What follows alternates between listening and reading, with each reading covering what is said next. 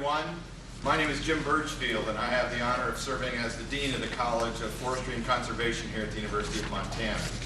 And I want to welcome you and thank you for attending the very first Mike and Mabelle Hardy Lecture on Fire Management. This was established with a gift from the Hardy family on Mike's passing just a little short of 2 years ago. Because Mike really believed in education and Mike believed in fire science, and both Mike and Mabelle really believed in this community.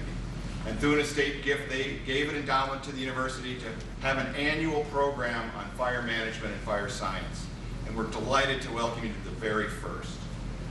We have a wonderful program today. We're going to be talking a little bit about fire because we have an esteemed speaker and Tom Zimmerman here. But we're also going to hear from Colin Hardy, Mike and Mabelle's son, to talk a little bit about his family, about their role in fire science, and of course, all of you know Colin as the program manager for our fire program out at the Fire Lab.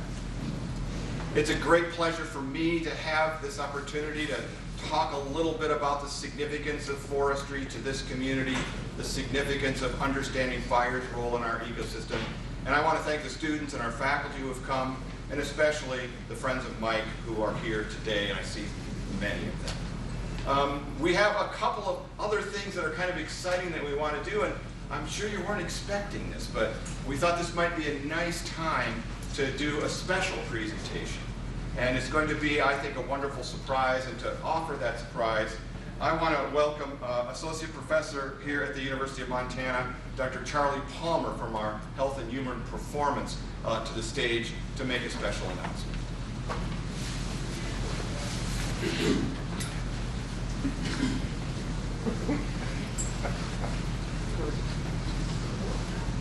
All right, thanks, Dr. Birchfield.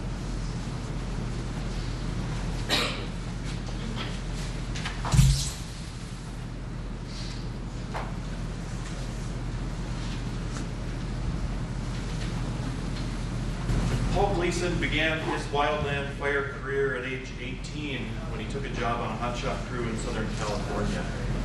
In the years that followed, he became a dedicated student of fire, a teacher of fire, and a leader among firefighters. Paul Gleason set a positive leadership example for the entire wildland firefighting community. And this award, the Paul Gleason Lead by Example Award, has been created to acknowledge his influence on and his contributions to the wildland firefighting community. The Paul Gleason Lead by Example Award is sponsored by the NWCG Leadership Committee and recognizes individuals or groups who are leading by example in order to improve the wildland fire service as a whole. The Paul Gleason Lead by Example Award recognizes individuals who set the example through leadership and practice of the wildland fire leadership values and principles. The focus is on those who stand out because they are visionaries, mentors, and innovators. So with that being said, this individual has been a scientist and a program leader for the National Center for Landscape Fire Analysis in the College of Forestry and Conservation at the University of Montana here since 2002. Since fall of 2013, he's been Associate Professor of Forest Science and Management in the Department of Forest Management in the College of Forestry and Conservation here at U of M. His research focuses on fundamental fuel measurements using laser scanning. Applications for his research include forest inventories, carbon assessments, fire behavior models, and fire effects. He received bachelor's and master's degrees from Dartmouth College 1990 and the University of Georgia in 1994, and began working for the NCLFA after completing a PhD in forestry at the University of Montana in 2003, where he studied fuel characteristics beneath tree canopies using airborne laser scanning. He's got a tremendously interesting vita and past. Included in that is work as a smoke jumper, squad leader, and spotter. Don't hold that against him. And he spends several weeks, even currently, working down south, typically as a burn boss, division group supervisor, and an incident commander, Type 3 every year, bringing students down there who get the great opportunity to learn from Carl in a very interesting operational environment. So with all of that being said, complete surprise to him, although probably not a surprise anymore. It's my distinct honor to present the Paul Gleason Lead by Example Award for this year to Dr. Carl Seilstad.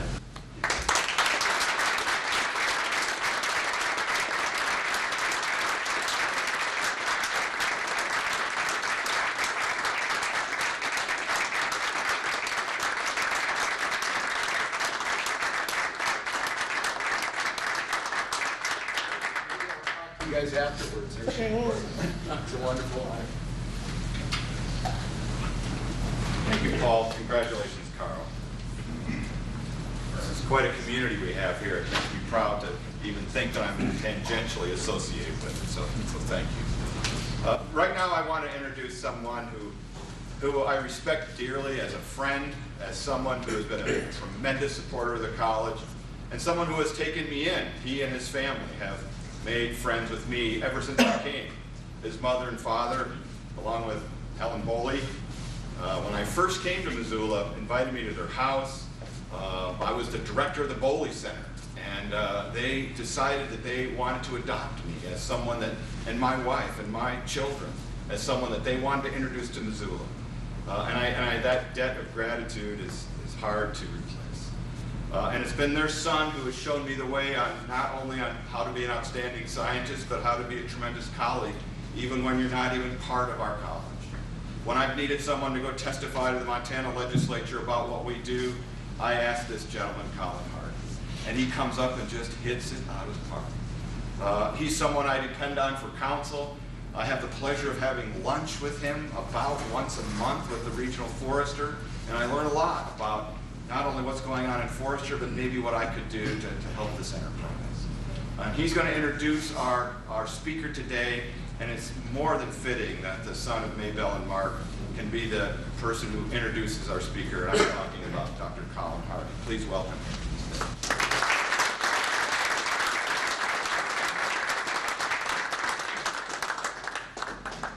One of the beauties of being in Missoula is that we're all friends or we're all enemies. And I'm lucky to think that I've got a lot of friends. Dad was nothing if not humble, so he'd really want this to be about the seminar series and about our speaker. Ironically, a year and a half ago, the last time I was in this room, and maybe a lot of you, was for his memorial service, and he'd want to be walking around talking to Ron Wakamoto and Dave Bunnell and Ted Mead and other people about what they're doing and who's doing what. He was humble about approaching me. He didn't want to bug me about what was going on, but you could always tell he really wanted to know. And today he'd want to know who's in the room and what did that Zimmerman talk about. One of the things in his endowment was that this seminar series was to be about fire management, not necessarily about fire science or a lot of other things. And so when I started talking with the faculty and with Dean Birchfield about who to bring on, we settled pretty fast on the right person. You may not know, but I got a degree here, an undergraduate degree from the School of Forestry, but Jim may not know that over half my time was spent over at the music school learning jazz music. I was the president of the university jazz band, and I probably learned as much there as I did over here. And one of those things had to do with the vernacular of jazz. And in the vernacular of the jazz culture, there's a word for leaders, courageous innovators, the creators, who move their craft forward and keep it from drifting backwards. And that word is monster. It's a good word. The monsters of jazz being the likes of John Coltrane, Charlie Parker, and Thelonious Monk. Well, folks, and students especially, you need to know that with respect to jazz, there are some monsters in the house today. And I want to acknowledge some of those. Dave Bunnell is here. Jerry Williams, George Weldon, Dave Campbell, Jack Puckett, Byron Bonney, Jim Brown. These are the leaders that we're following now. So be reverent. This is a big deal to me and a big deal for my dad to know that you all are here. So thank you for that. And of course, at the top of that list for us today is Tom Zimmerman. Tom's been in the service of fire management for over 35 years, having served at virtually all organizational levels of at least 3 agencies: Forest Service, BLM, National Park Service, even coming over to the dark side of Forest Service Research and Development at his last hitch in the civil service. I'm sorry we chased you off, Tom. He was at the very organic level of creation for fire use management teams and fire use modules. He was one of the principal authors of federal wildland fire management implementation, as well as a champion and author of the implementation procedures. He's an alum of forestry from the University of Montana, with a Master of Science in Fire Ecology from the University of Idaho, and a PhD in Fire Science from Colorado State University. So call him Dr. Zimmerman, call him a certified forester, a certified senior wildland fire manager, a certified senior fire ecologist, call him Area Command. He's the president of the International Association of Wildland Fire, or call him a Grizz, and you'd be spot on in each and all of those titles. So please welcome for me Tom Zimmerman.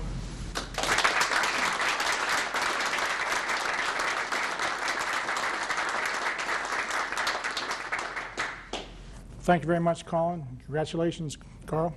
This is a nice honor. Glad to see that. I'm very, very honored to be here today. When Jim called and asked me to do this, my first thought was, well, why me? You know, Missoula is really the center of excellence for wildland fire management, and as Colin just went through, we have a lot of monsters around here, and a lot closer. But I'm very honored to be here and pleased to do this today. What I'm going to cover today is probably something you haven't heard before. We're going to talk about wildland fire management, and are we doing enough? And Jim and I worked on this title, and I have to tell you, he chose the title, not me. But actually, I gave him this kind of title, and we talked about that. And so the problem with this was, well, the audience is going to want a yes or no answer here. And we'll reserve that to the end of the talk here and get to that. So as we go through the presentation, what I want to cover today is really just the background cover some important attributes of wildland fire, what the program consists of, what it's all about, and its message here is going to be it's pretty complex. And then what does the past tell us? Where have we come? Have we got historical lessons learned? Have we moved on that? And understanding fire management today, and that realizing that we have today ecologic management and social realities that we have to deal with that guide and direct and influence this program. How to move forward, where are we headed, and how to position for the future. So wildland fire management is one of the highest risk, highest complexity, and highest consequence of the natural resource programs available. It always has been. It continues to grow in that. It's at the forefront of land management activities, and it has to be in the forefront of land management activities because it's becoming so popular. It's not popular, but so present and so widespread today. And we're having a lot of increasing complexity and increasing challenges as this program moves into the future. What wildland fire consists of is really, it's not a program unto itself. It's an integrated part of land management, natural resource management. And it has a protection side to it and a land and resource management side. Whether we lose sight of that, whether we deal with that, those are basically what it consists of.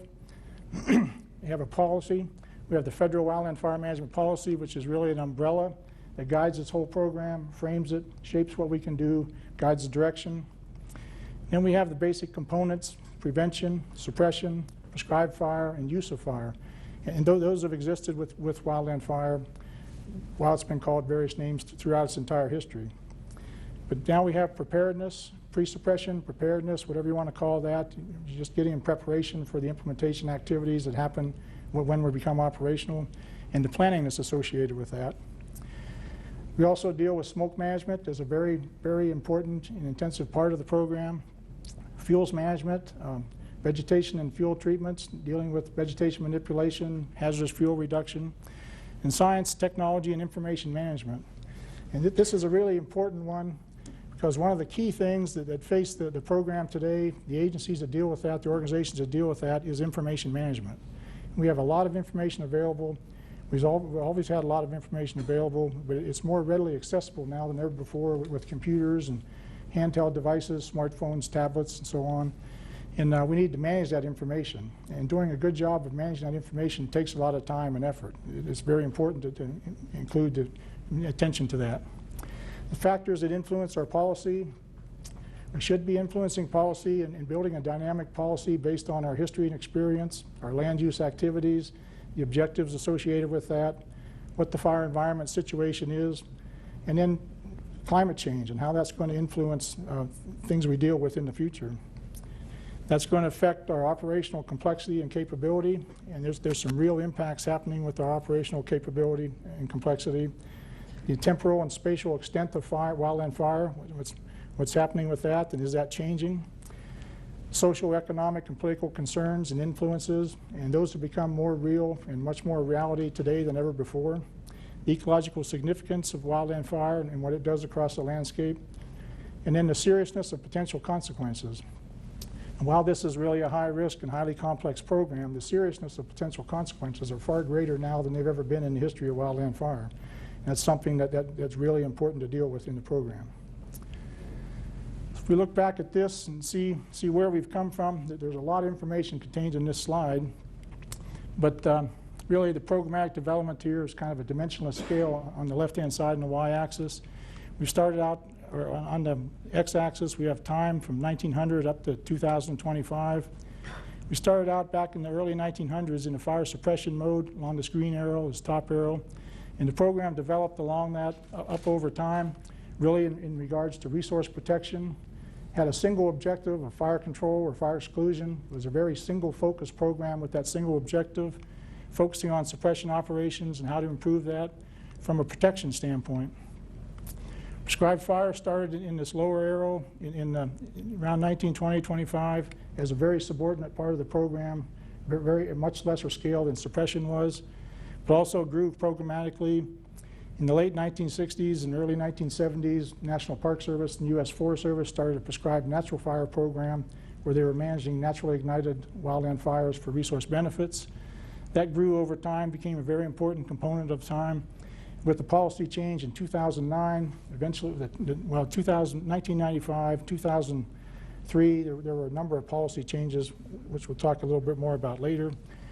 But in 2009, the policy change and revision came about to modify our terminology, clarify the terminology, clarify our operational activities, and it did away with the terminology of wildland fire use in prescribed natural fire, combined all that into wildfire.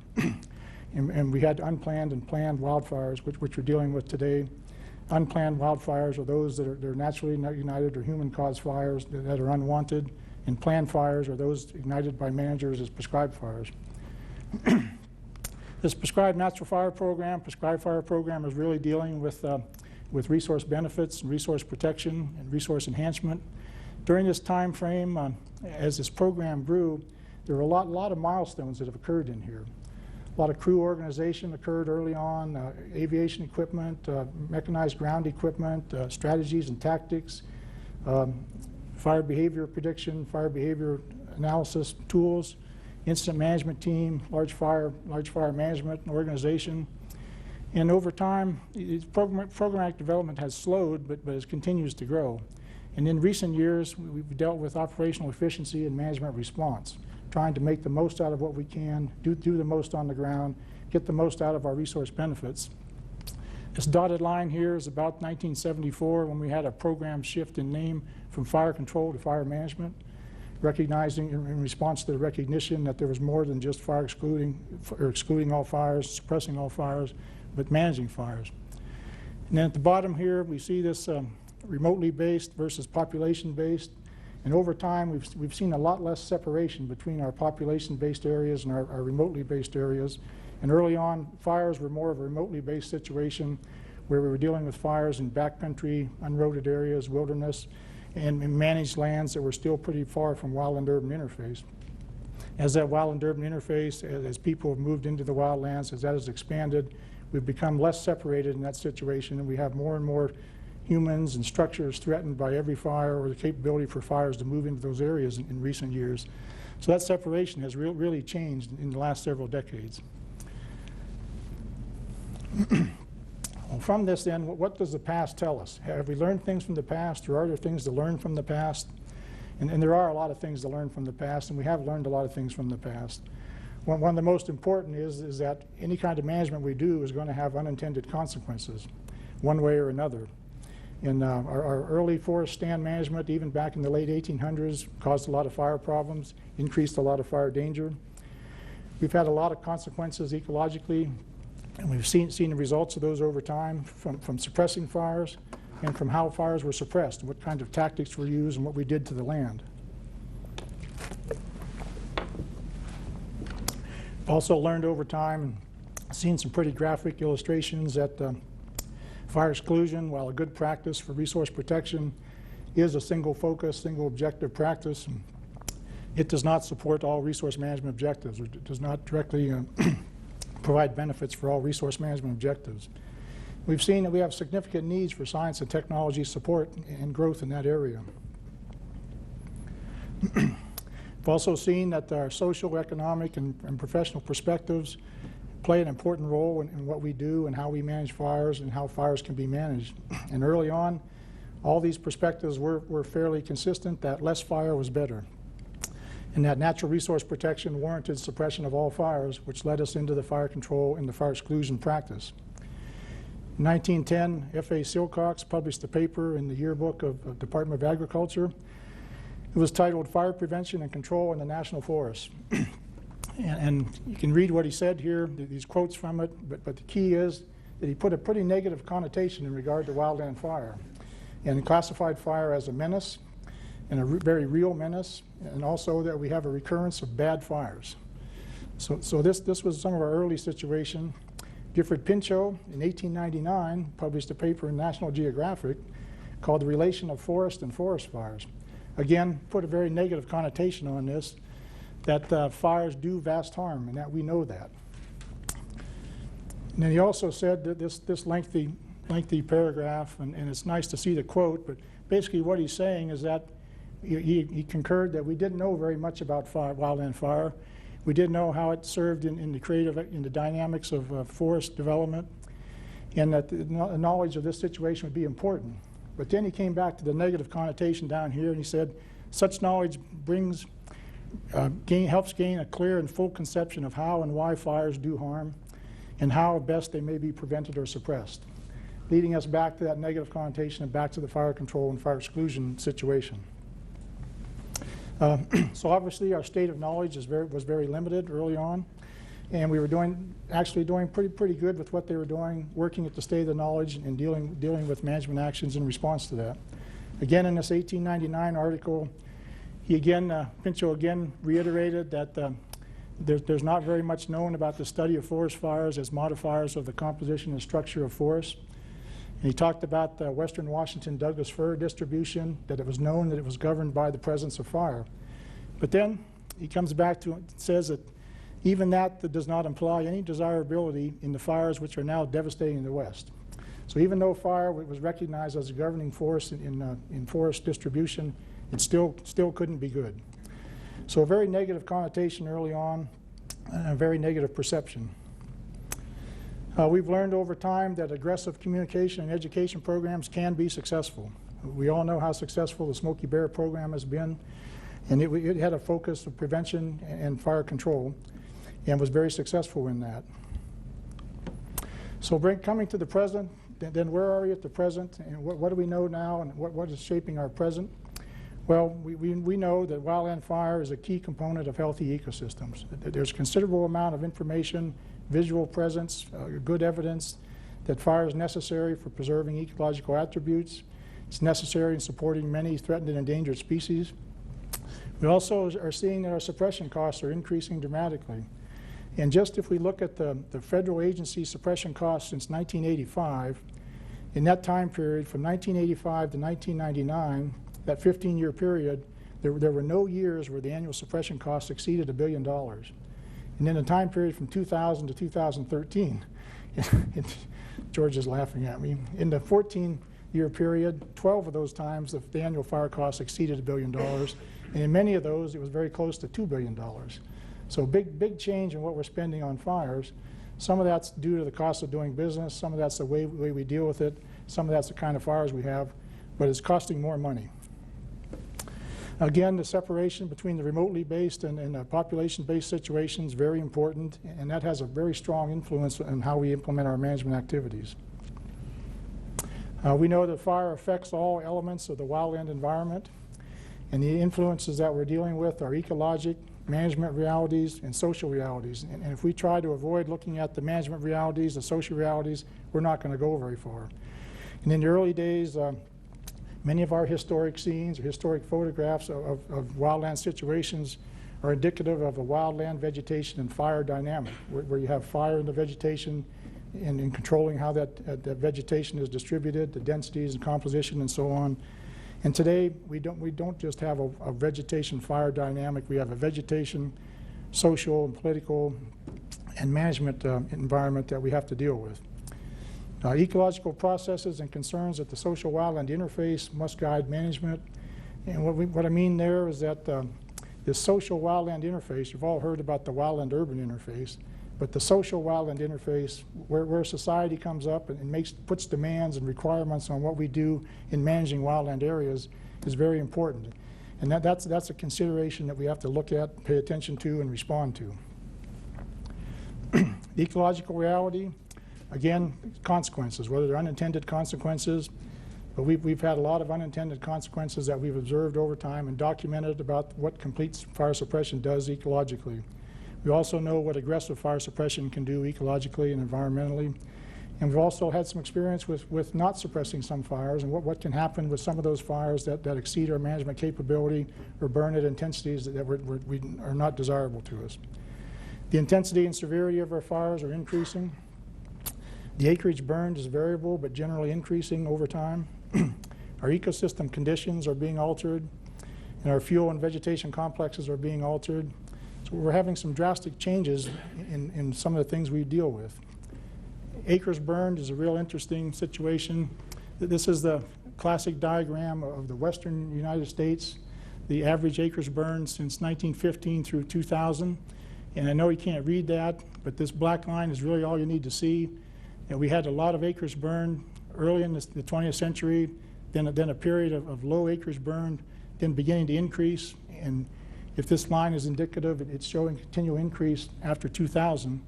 And the scale on this, the range is from 0 to 6 million acres. That's important to consider, because if we look at the acres burned since 2000 through 2013, and these are acres in the total United States, the whole continental United States in purple, and the Alaska acres in hatched green here. But if you just look at the purple bars from 2000, they don't show that continuing trend. But this again is the total United States. If we were to factor out the eastern United States in this, there would not be a very much reduction in these purple bars. But the scale here is important again. The scale here ranges from 0 to 10 million acres, as opposed to 0 to 6 million acres. If you look at the 6 million acre line across here, you'll see that many of these bars would have exceeded the 6 million acre, so have been off the chart up here. So about half the years since 2000 to 2013 would have been in this area, continuing to show kind of an increase here, or at least large number of acres being burned. If we look at the 5-year average acres burned in the total United States since 1990, this shows a pretty good trending increase in acres burned. And the last 5-year period is only 4 years, from 2010 to 2013. And so we're interested to see what kind of effect 2014 is going to have on that. And the way things were going in the western United States, the potential is there for a lot of acres to be burned in 2014. So that figure could be into this range too. But again, the scale here is from 0 to 8 million acres. So the 5-year average acres has gone from just under 3 million acres up to between 7.5 million acres in the time period from 2005 to 2009. Fuel and vegetation complexes. If you've heard of fire regime condition class, it's a classification system that actually Colin worked on and Dave Bonnell worked on, and gives us an indication of the departure from historic conditions of the vegetative conditions. It's based on 5 fire regime categories, classifying the vegetation into what kind of burning activity it historically had, the size of fires, the type of fires, the frequency of the fires. And then the 3 condition classes would be an indication of how much it has departed from the historical conditions. These black bars would be the least amount of departure, or the closest situation to the historic situation. The white would be a moderate departure, and then gray would be a high departure. So what we're seeing in millions of these are acres across the United States. And then in fire regime 1, which is the frequent fire return interval forest and vegetation types, we've seen a pretty significant departure from the historic conditions into the moderate and some into the high levels. So the more white and gray bars we see here, the more amount of acres are being altered and departing from historic conditions. And this really shows some pretty significant departures and some significant needs to respond to that or recognize that in our management activities. In terms of insect and disease situations, I think you're all probably aware, have heard or read that the insects are increasing. We're having a lot of insect damage across the country. This is a photograph from Colorado, from the lodgepole pine forest, subjected to the mountain pine beetle epidemic a few years ago. And the red areas are the areas where the mountain pine beetle has spread aggressively through that, caused a lot of tree mortality. Actually, some of these green areas here, you can see different shades of green represented some different treatments where the lodgepole pine were affected by different treatments and the stand densities were changed, and some of those areas survived the beetle epidemic. But generally across this landscape, you can see the majority of it's been affected, and that's happening clear across the western United States. In terms of fire dynamics, this is a chart actually from Jerry Williams and Dick Rothermel, published in 1992 for the Northern Rockies, showing fire dynamics for ponderosa pine, Douglas fir, and subalpine fir. And basically, fire intensities on the y-axis here from low-intensity surface fires to moderate-intensity surface fires to passive crowning, and then to active crown fire, high-intensity fire situations. Into ponderosa pine, late spring into summer, began to see a low to moderate intensity surface fire situation. The Douglas fir, late spring, early summer, low surface fire situation, trending into a moderate to high intensity surface fire and even a passive crown fire situation. Subalpine fir was very interesting because a very short time period where the fire potential became very high for a very short time period, even just a number of days, where once conditions reached that point, the subalpine fir forests are subject to crown fire activity, active crown fire, and spreading through the crowns, but again, just for a very short time period. Dry types in high elevation forests and some of the bristlecone pine, limber pine kinds of areas, low surface fire activity late in the fall. But what's happening now? Has this dynamic changed? If we look at some of the ponderosa pine situations we've seen over recent years, even in Montana, Idaho, and outside that area, we're seeing a situation where the ponderosa pine forests have the low to moderate surface fire intensity that can grow into passive crown fires, active crown fires, and pretty high intensity fires and continue well into the summer. And we're seeing a kind of abnormal or outside the range of normal intensity that we've seen in these forests throughout history. Douglas fir, similar situation, not so much of an early start, but once it gets started, the conditions warrant, takes it up into a very high intensity kind of situation into the summer with that potential. It may not happen every year, it may be weather dependent, but the potential's been there and it's been happening in recent years. Again, real interesting thing is subalpine fir. The time period that may have been just a few days has now become a few weeks or even a month where this is really susceptible to high intensity crown fire, which are very difficult to manage, and with the wind driving them are very difficult to control, and they may cover large areas. The high elevation dry types, again, are not seeing a big change due to the lateness of the season and when they burn, but again, the drying potential could be pretty high there. So some changes in the fire dynamic situation. The management realities we deal with and we're faced with are very important. That will affect how management can operate. One of the key things is that we know fire exclusion has not always supported multiple resource management objectives. It's not a viable option in all situations. It's not a one-size-all situation. We're aware of that. We need to respond to that. We need to deal with that.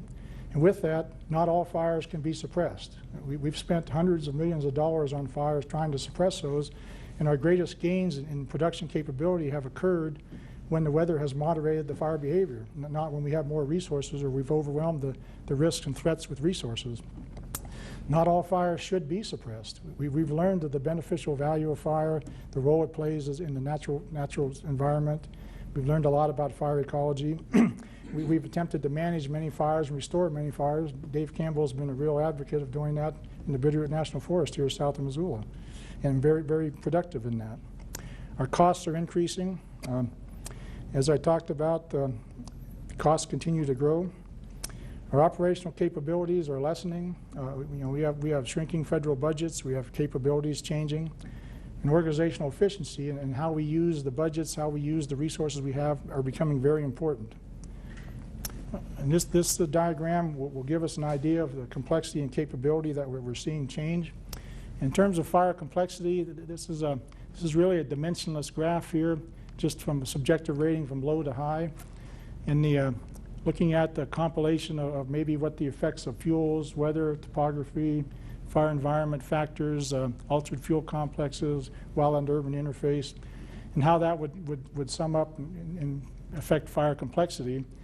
And we see that we had a pretty high complexity early in the 20th century, and then decreasing down during the cooler and wetter time period we experienced in the middle of the century, and then beginning to come back, long-term droughts, and a lot of changing situation, the changing fuel situations, the wildland-urban interface, and a disturbing trend where complexity is on an upward trend with no sign of coming back.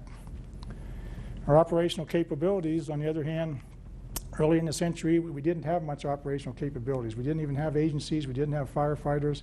We started that. We got organized. We went through this growth period of developing crews, developing training, developing organization, developing teams, supporting them with science, technology, equipment, and we became pretty sophisticated and pretty effective. Not necessarily more effective than this, because the disparity here may have been because of the cooler and wetter time period and the way the fires were burning, but we were pretty effective. And along about the middle to the second half of the 20th century, we had a lot of capabilities, and some of those capabilities would have been dozens of air tankers, single engine and multi-engine, that were fairly new, not 60 years old, but 20, 25 years old. We had the helicopters coming in. We had incident management teams, the precursor to incident management teams. We had many of those available at the national forest level. And so consequently, we had approximately 150 incident management teams available during some of those time periods.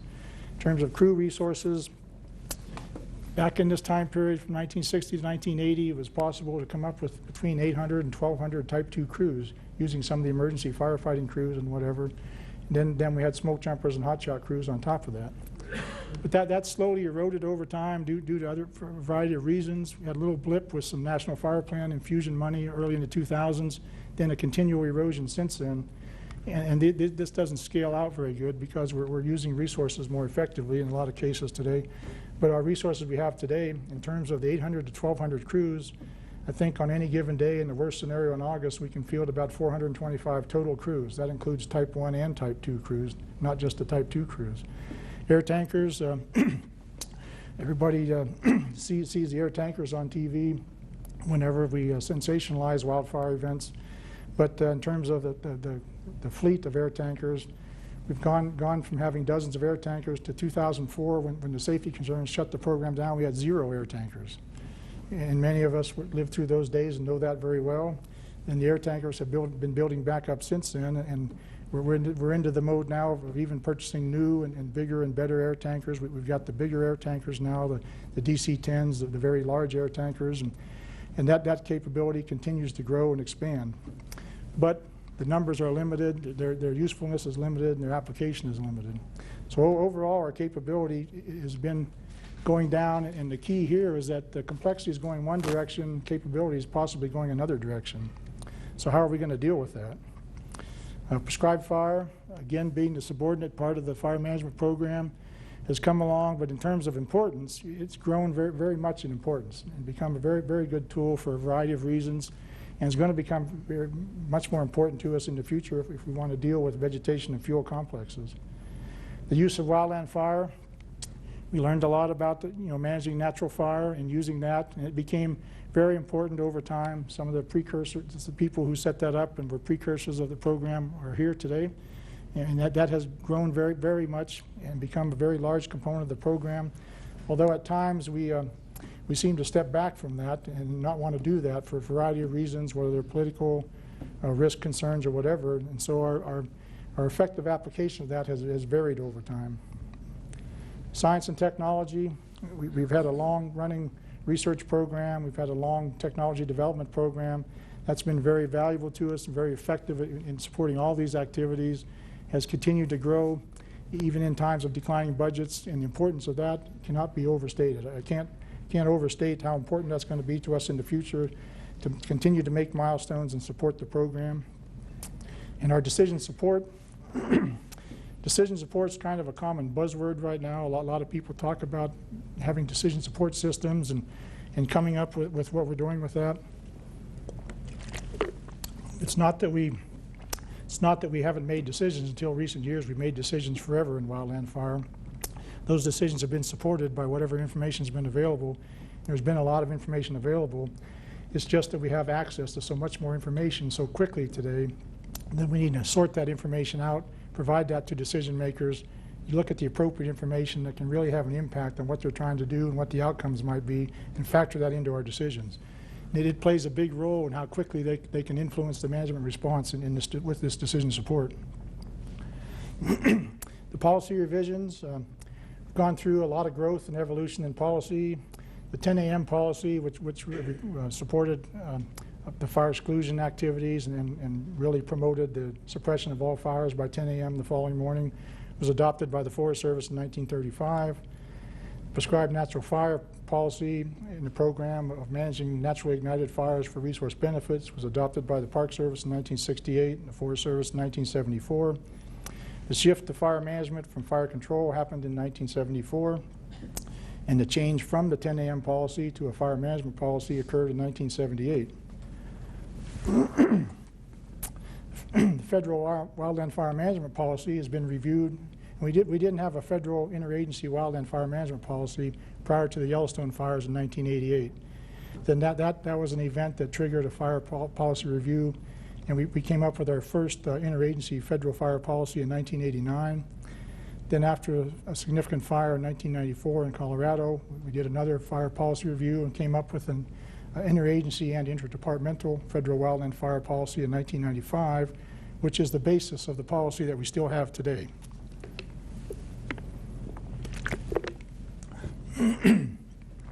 That policy has been reviewed and updated twice since 1995, once in 2003, where they looked at operational clarification, and once in 2009, where they looked at modification and trying to simplify terminology and clean things up. And fortunately, we're still operating under the premise and the principles of the 1995 policy, so it hasn't been that big of changes in that.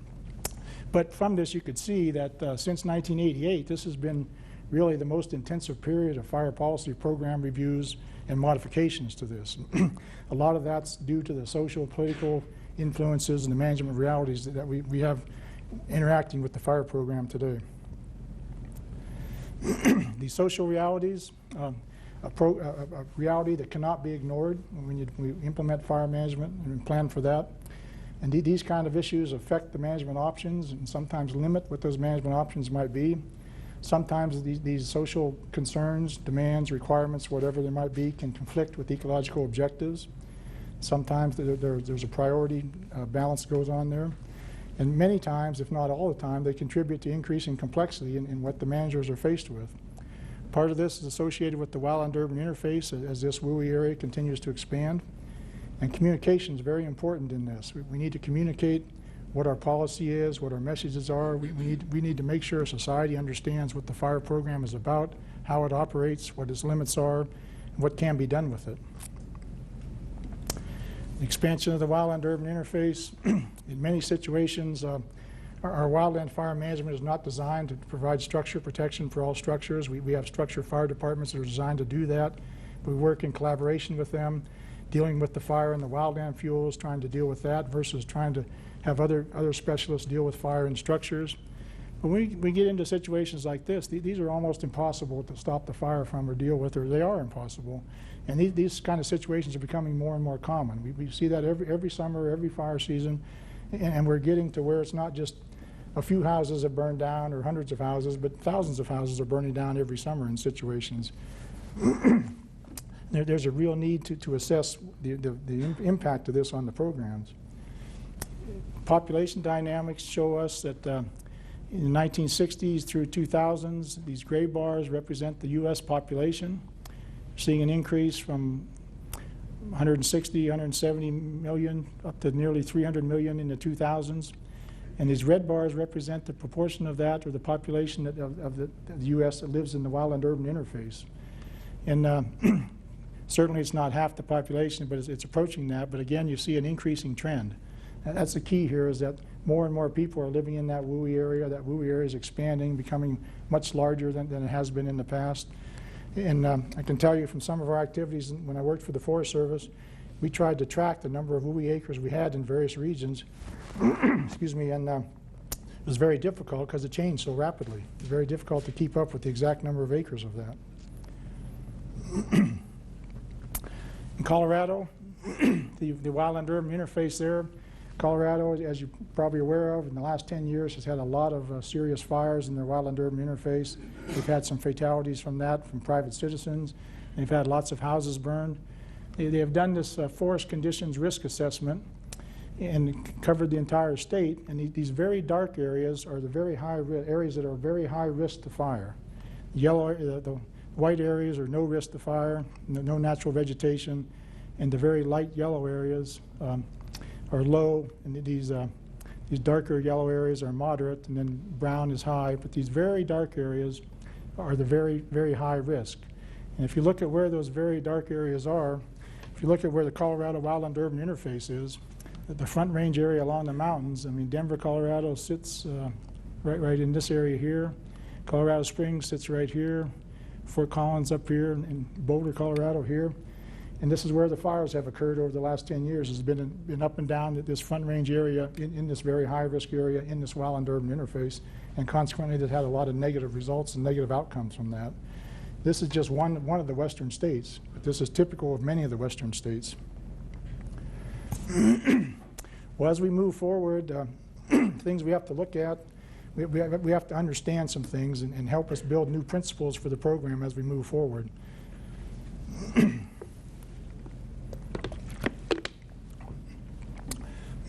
Some of the key things would be that fire initiates and influences ecological and social processes. Those processes are important to us. We're going to influence fire in return. We have to understand that fire occurs with differential fire behavior and will occur across differential patterns, and it's going to cause differential effects. If we think that we're going to have a uniform outcome or effect of a fire moving across the landscape, that's a very improper perception on this. Human management of fire, regardless of the objectives, is going to have both intended and unintended influences on the ecosystem. And we've had great experience with both getting our intended results and desired objectives and unintended consequences. Climate change is, if you believe it's real, if you don't believe it's real, something's going on out there, and this is affecting fire and ecosystem dynamics, and we're seeing these changes. And we need to respond. We need to figure out how to respond to that. We need to plan for that. We need to manage resource values, sustain fire-dependent ecosystems. This is a critical component, and this is why we established the fire management program and what we're doing in support of land and resource management. Again, the social dynamics must be considered. The wildland-urban interface must be factored in. Smoke management concerns are very important and ever-present concern. And community attitudes. Community attitudes can really affect things. They can spur action. They can stop action. They can have all kinds of effects, especially if they're politically connected. Some of the key things we have to be aware of, and some of the key things that we should be proud of, is that at this point in our development of fire management, the knowledge of the natural role of fire has never been greater. Research and science has done a lot and produced a lot of information for us. The knowledge of fire behavior and fire effects has never been greater. And while those areas of knowledge have never been greater, that doesn't mean we know everything.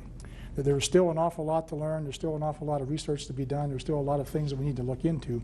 But at this point in time, the state of our knowledge is greater than it's ever been before. Science capability, science and technology capability has never been greater.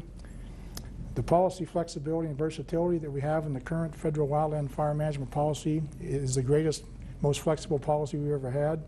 It allows us to do a very wide range of activities.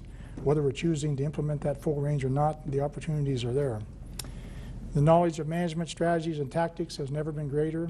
We have gained a lot of experience in applying different strategies as we manage and suppress wildland fire, as we use different tactics on that, and we know we have a range of tactics available to us.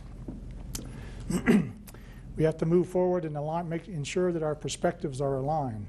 And I think if you look at this, you'll agree that perspectives are not aligned.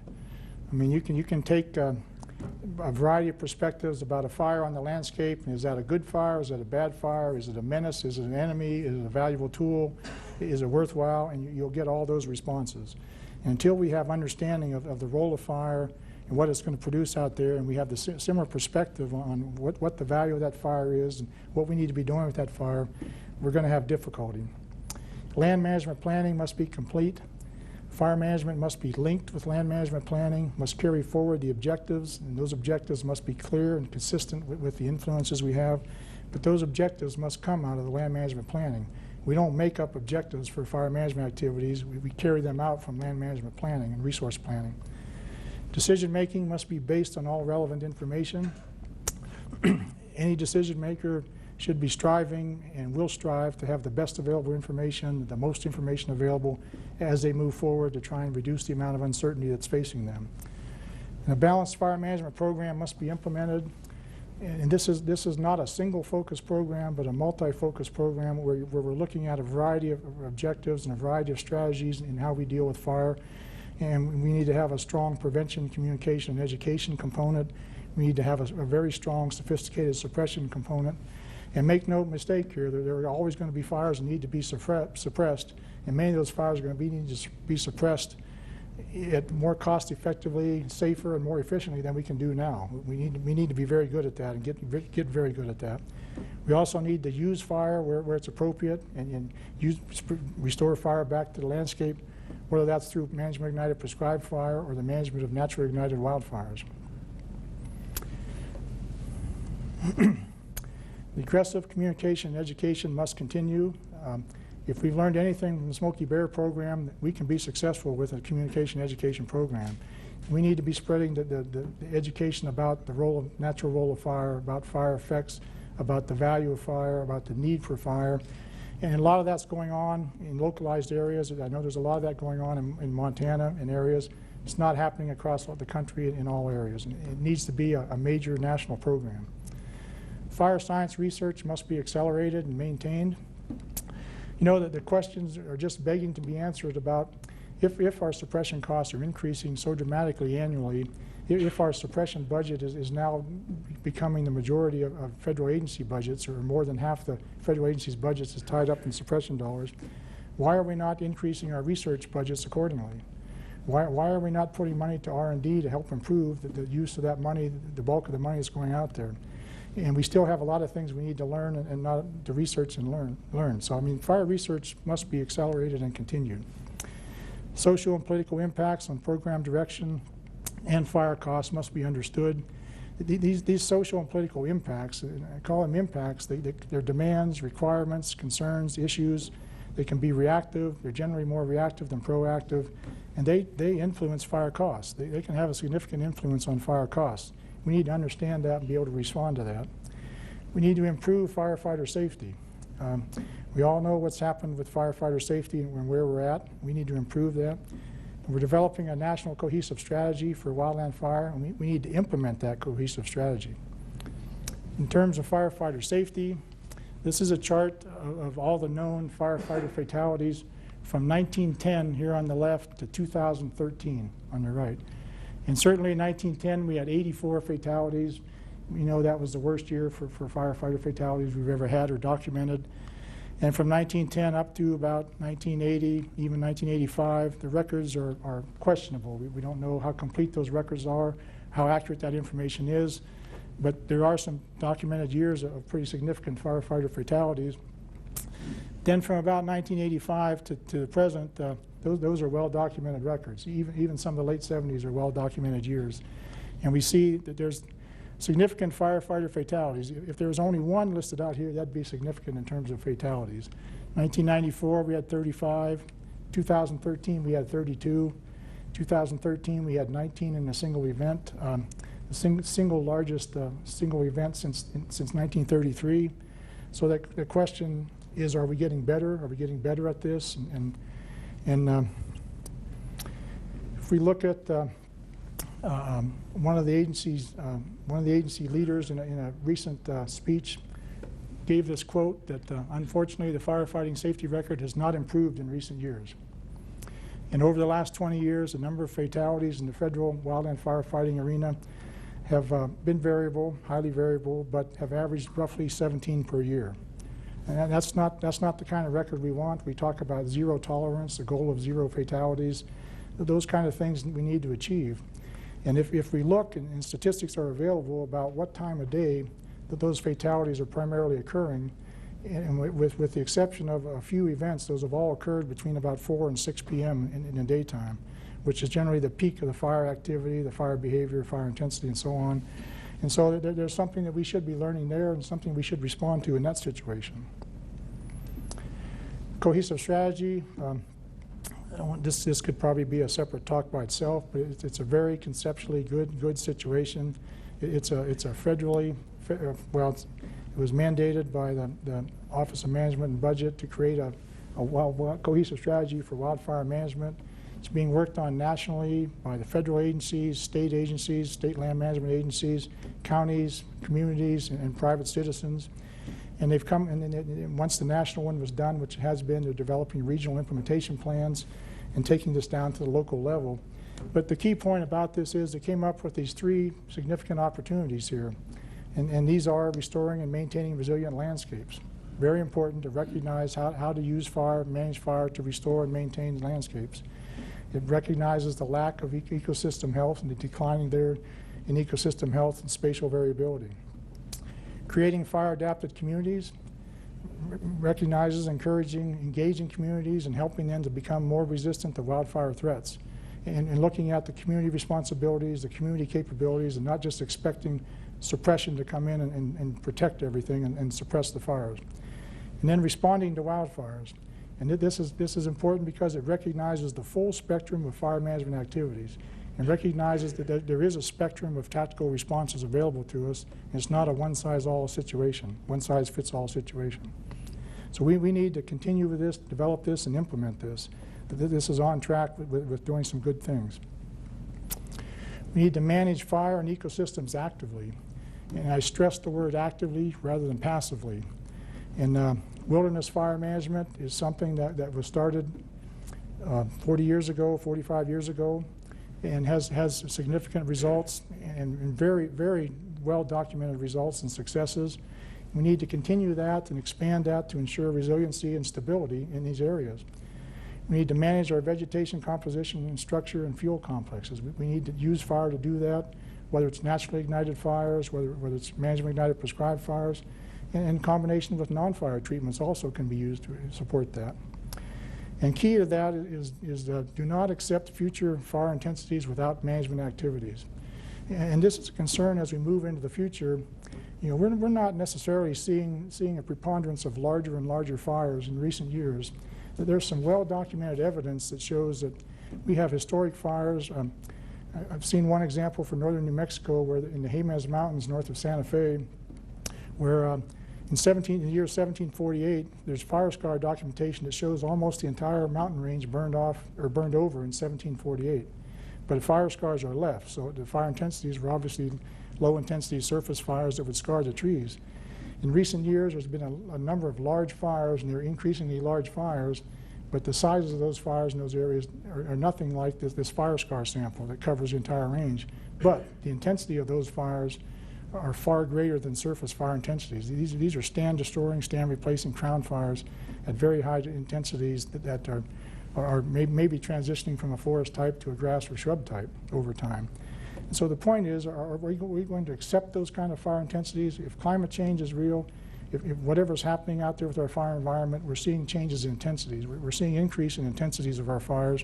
Are we willing to just accept that?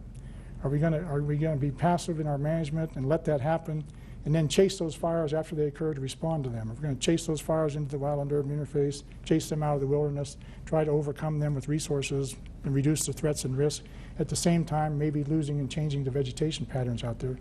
Or can we do active management and do things with fire management, with prescribed fire, with wilderness fire management, and change some of the factors that might mitigate those intensities in the future? That's a question we need to address, and there's only one answer that's really the right answer. There's a wide range of fire intensities available as we look at, and it's like what kind of fire intensities do we want to see across our landscapes, or in different fire regime areas and different vegetation types? Which do we want to see? And these kind of intensities here, we hope we don't see very many of those or have to deal with those or expose our firefighters to those. One way of looking at this is there's a management dynamics model we talk about. for looking at our management efficiency and how to maintain that in a good continuous self-recurring loop is by having a good dynamic policy, looking at our knowledge and experience and basing our actions on that, incorporating the best available science and technology continually into this. If we don't do any of that, we get into a situation where we have a chronic degradation, where we begin to lose efficiency. We reach a point called situation blindness, where we have a problem, but we don't know we have a problem yet. If we continue on, we reach passive awareness, where we have a problem, and we recognize that there's probably a problem out there, but we don't know what to do about it, or we don't want to do anything about it. Continue on, we reach active awareness stage, where we know we have a problem and we need to fix this problem, or things are not going to be the way they need to be. We can also get to those passive awareness or active awareness states through an acute disruption, a single significant event.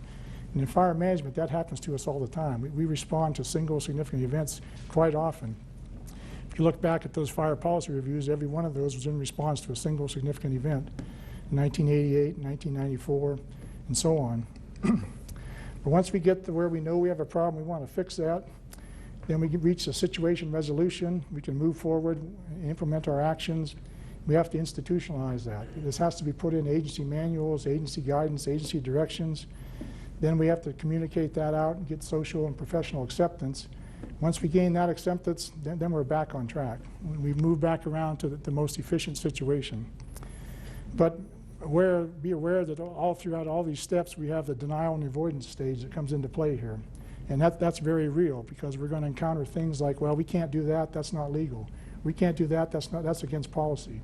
We can't do that because we've never done that before. We can't do that because it's outside my comfort zone. So those kind of things come into play.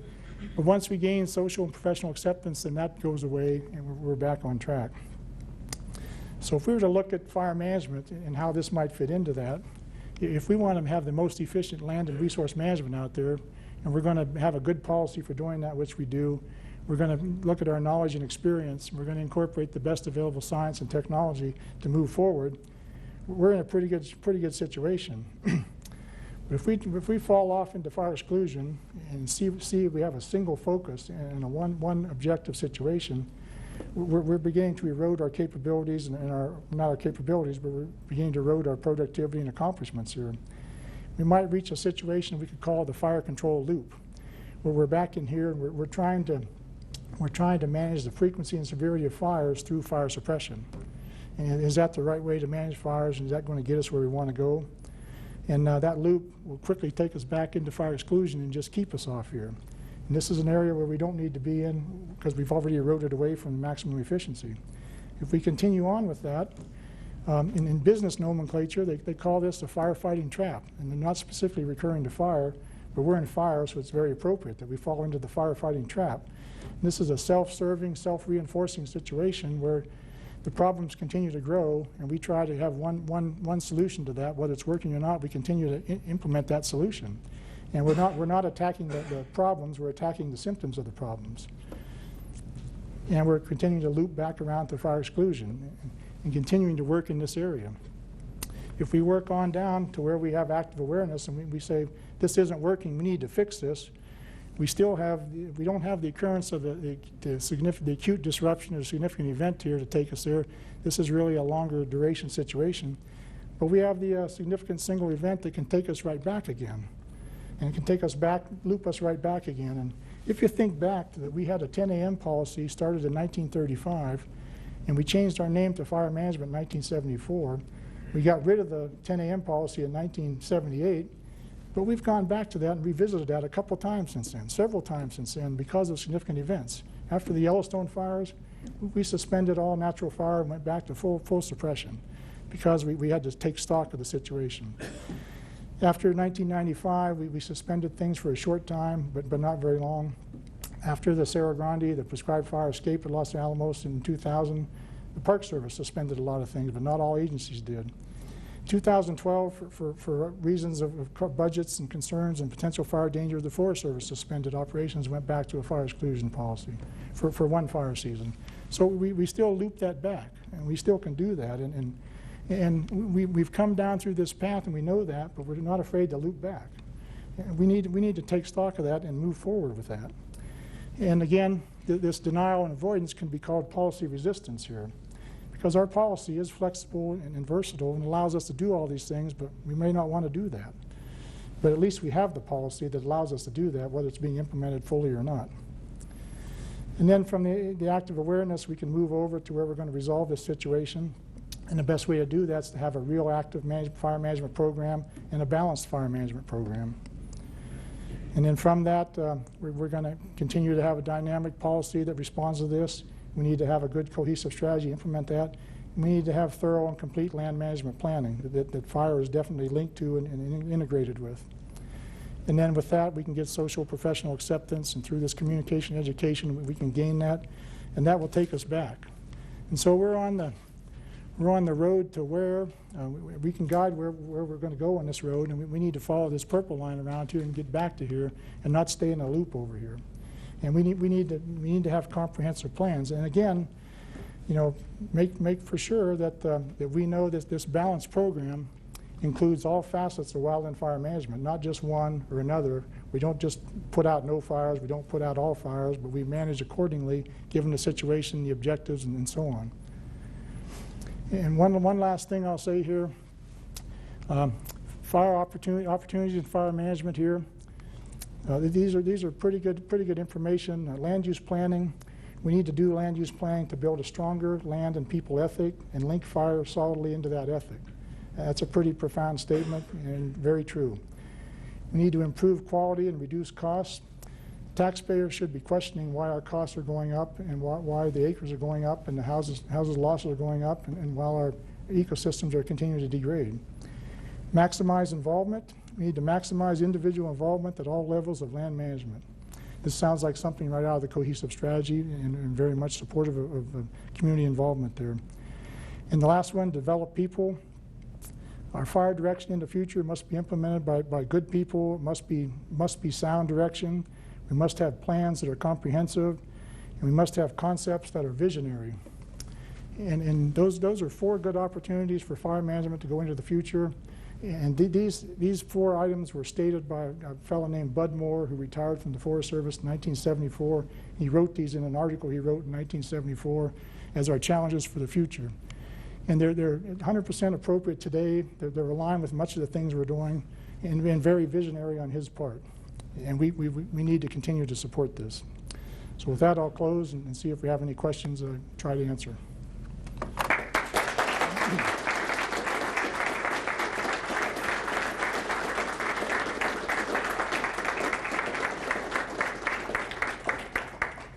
Tom, thank you very much. You bet. I want to open it up for a couple of questions. And I'll remind the questioners that it's the duration of the questions that keep us from the receptions and the beer, so keep that in mind.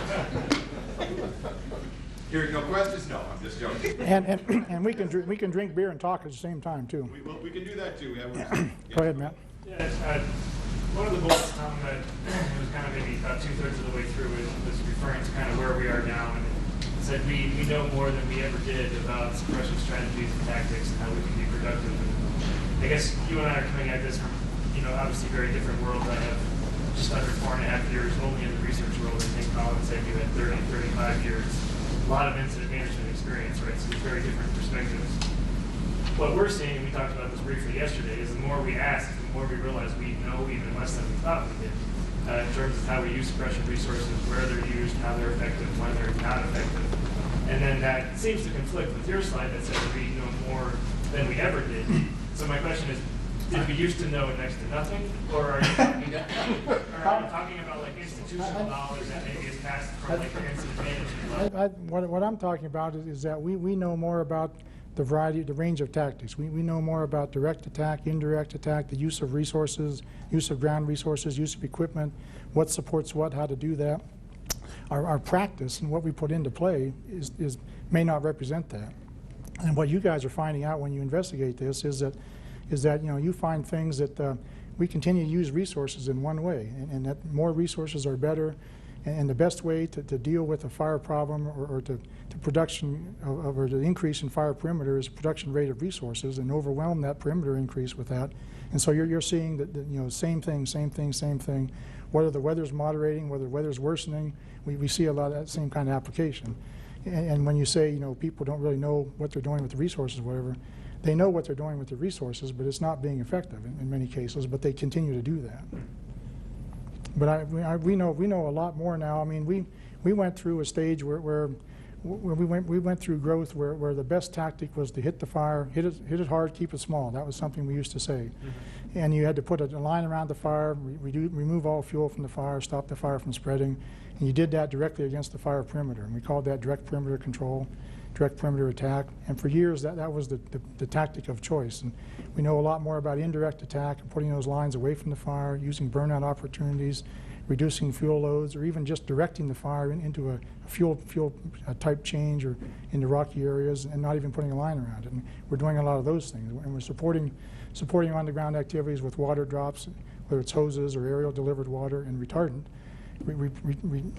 Supporting with retardant is a very good tactic. Trying to suppress a large fire with retardant is not a very good tactic. And we see a lot of that going on too. So there's more we know. I mean, it's just the practice of what we put into play here. Tom, the last slide was Bud's 4 things, and I think that was excellent. The last one was develop people, and I know that some agencies have this gap in bringing people along. And I'm just wondering what advice you might have that won't keep us too long from the beer about developing people in embracing some of the certain outcomes that they might feel too risky for them personally. You know, that's kind of a hard question, but the perspective would be that we do have to develop people. We need to have an intake of people. You know, we with the declining budgets and with all kinds of things going on in the federal government, our intake of new people, you know, ebbs and flows.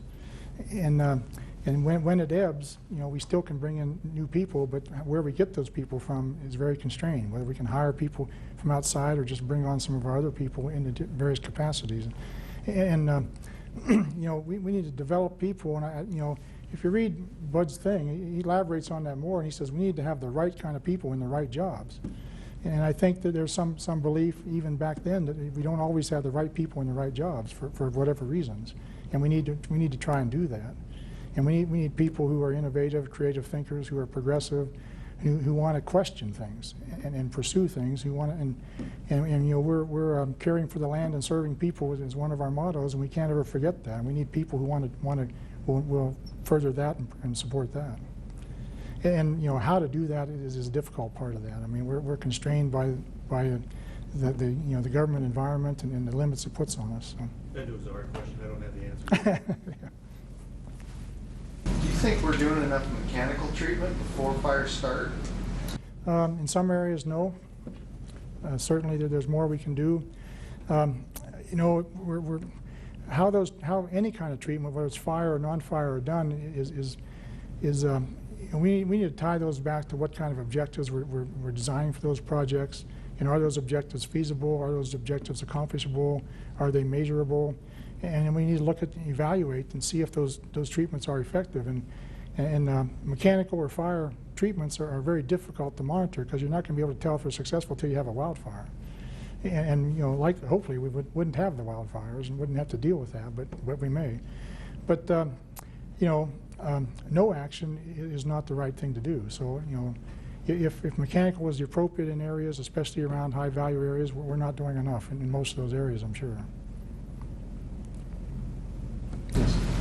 Rob Cheney from Missoulian. What do you want Smokey to say? Well, Smokey's message is good the way it is, but we need him to either say more in addition to that, or we need another message to go along with that fire has a natural role in the environment, and fire is not an enemy, and a number of things like that fire has a place in the environment, in the wildlands. Fire is beneficial, and it can do these beneficial things, and we need to embrace that and accept that. And you know, I think there's some programs going on around Missoula that work with elementary school kids and other groups, and those are highly successful, and those are targeting the right people. You know, us older generations have a hard time changing and dealing with things like that. But then the message needs to be the prevention and education, prevention and control message is valid for those areas where we need to prevent human-caused wildfires. We need to control wildfires that are unwanted and have high threats. But we need to expand on that and do more things with fire. and that message needs to be expanded.